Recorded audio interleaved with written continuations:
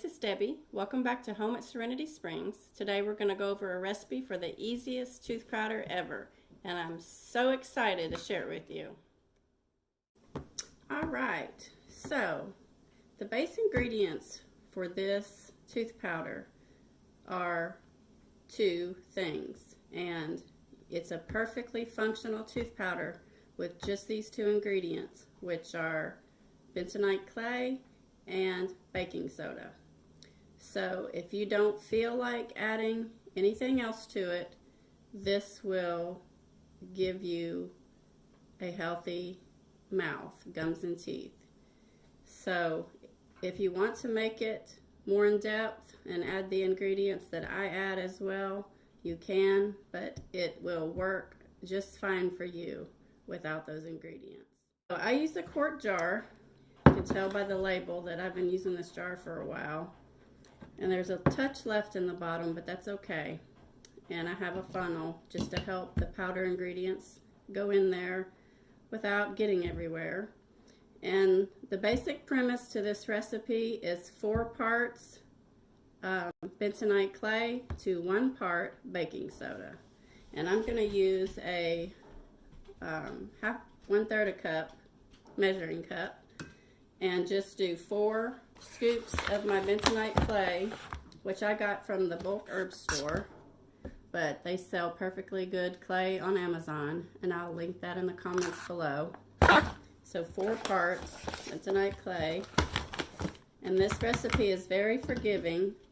You don't have to, it doesn't have to be exact. It's not going to not work if you tweak it a little bit.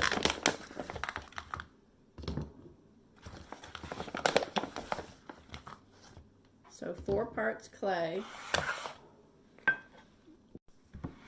to 1 part baking soda.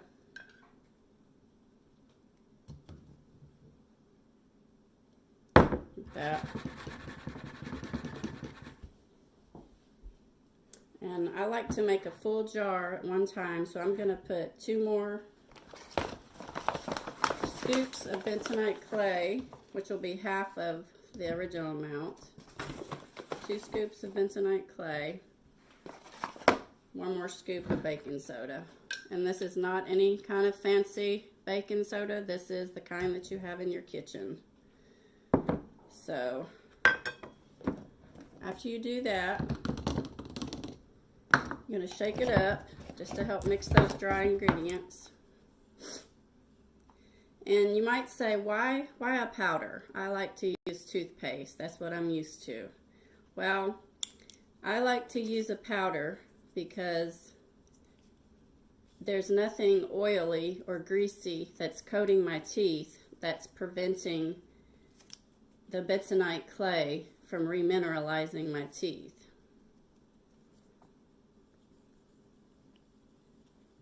Just shake it up really well. We've been using this for at least 15 years, and my family, we have never had cavities or toothaches, so it's a very effective replacement for toothpaste, and it's also cost effective. This is a very, very big jar of tooth powder. Okay, now I like to add a teaspoon of salt as well. That just kind of gives it a better flavor. It doesn't really do anything. Not the right lid. And I use stevia also just to give it a little sweet flavor. 1 little dunk. You don't have to do either of those ingredients, but you can if you want to. Mix that up in there. And the reason that you want to use bentonite clay is that it absorbs toxins and it neutralizes bad bacteria in your mouth. And it also helps to, excuse me, absorb heavy metals.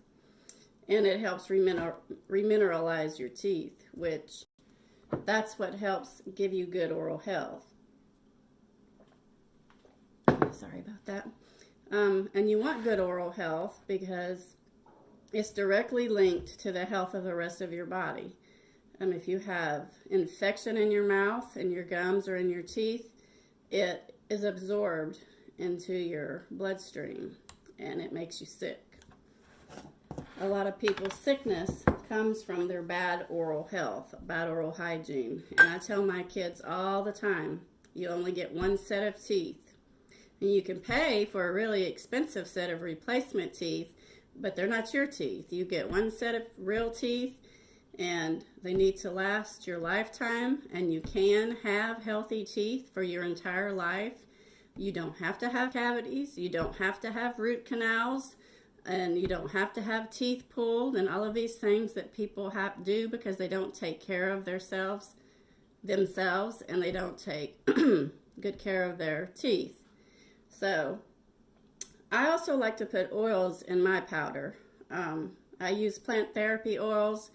They're all natural. They don't add anything to their oils and they have free shipping, and it's a lot more cost effective than using like Young Living. So the oils that I like to use are peppermint, and I'm going to put like 10 drops of each oil just right into the powder. And when you shake it up, it's going to get mixed in, so that's okay.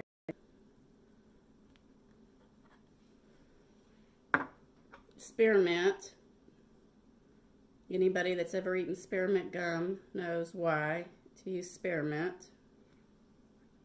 This one's not coming out. And like I said, this is not an exact science. You can't mess it up. Tea tree oil. And I'll put the recipe in the comments below.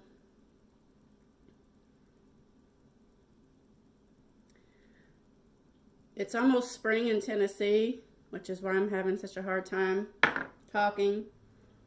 Anybody that lives in the South knows about allergies.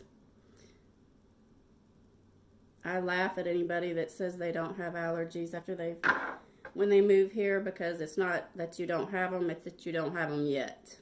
Lots of allergens. This is clove oil. And the last oil I put in was lemon. Sorry, I didn't say that. So those are the 5 oils that I use. And then I just shake it up really well.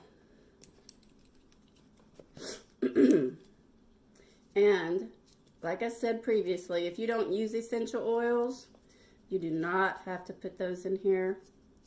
If you just use the clay and the baking soda, your mouth is going to be so healthy.